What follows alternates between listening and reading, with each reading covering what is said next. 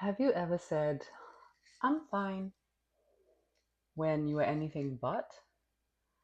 Maybe your heart was heavy, your shoulders tight with unspoken stress, but out came that phrase, automatic, polite, and protective. I'm fine. You're not alone. And today I want to share the real reasons why so many of us, especially women, do this. From a young age, many of us are taught to be nice, agreeable, and composed. We learn, explicitly or silently, that showing emotion makes others uncomfortable. So we perform, we smile, we nod, we say we're okay when we're unraveling inside. But what happens when that I'm fine becomes your default language? You start to lose touch with what you're really feeling. You begin to disconnect from your own body, from your own truth. And that is a quiet kind of burnout that many people don't talk about. Many of us have learned to say, I'm fine, because somewhere along the way, our pain wasn't safe. Maybe we were told, don't be too dramatic, or you're too sensitive. Maybe there was no space for your sadness, your anger, your overwhelm. So you tucked it away. And now, years later, you still do. Not because you're weak, but because your nervous system learned it was safer to suppress. And let's be real, at this stage in our lives, it gets even more layered.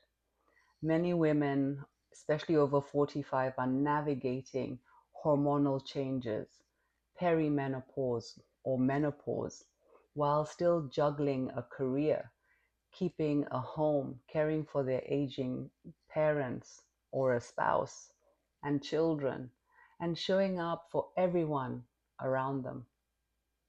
And in the midst of all this, we're still saying, I'm fine. But what does I'm fine really mean? Sometimes it means I'm overwhelmed and I don't want to burden you.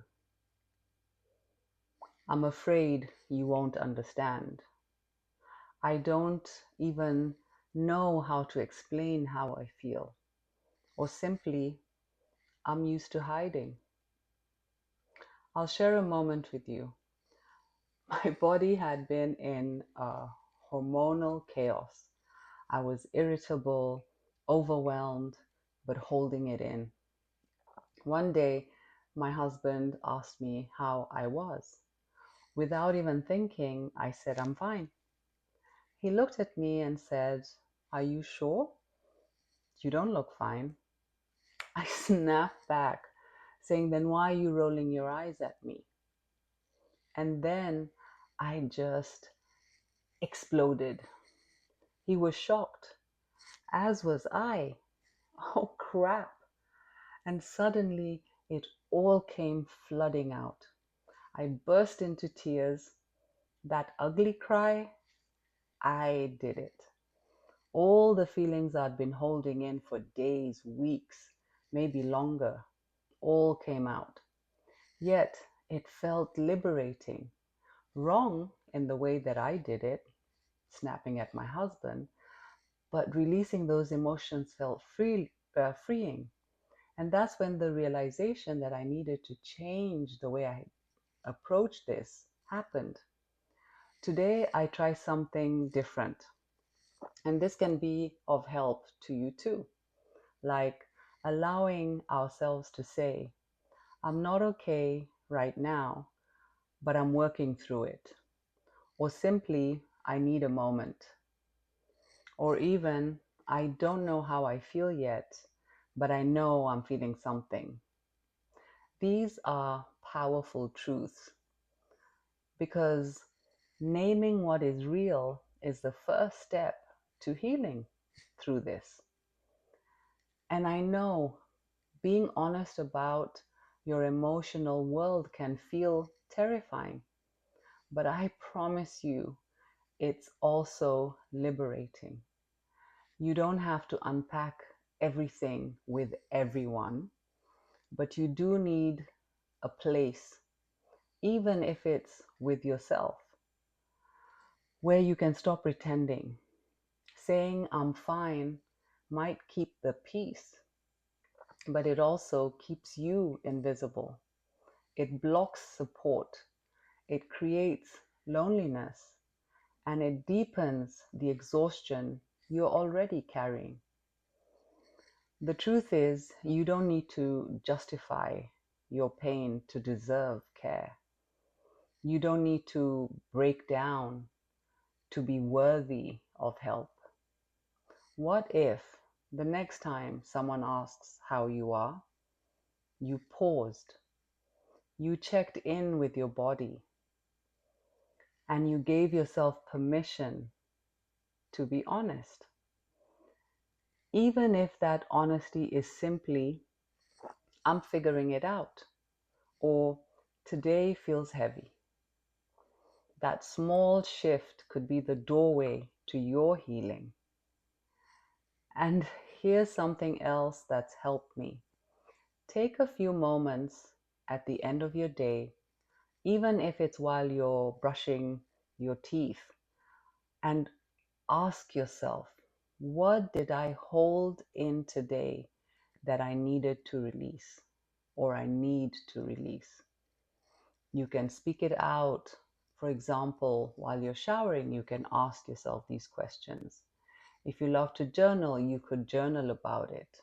It's a way of releasing it. Or you can just let it rise silently.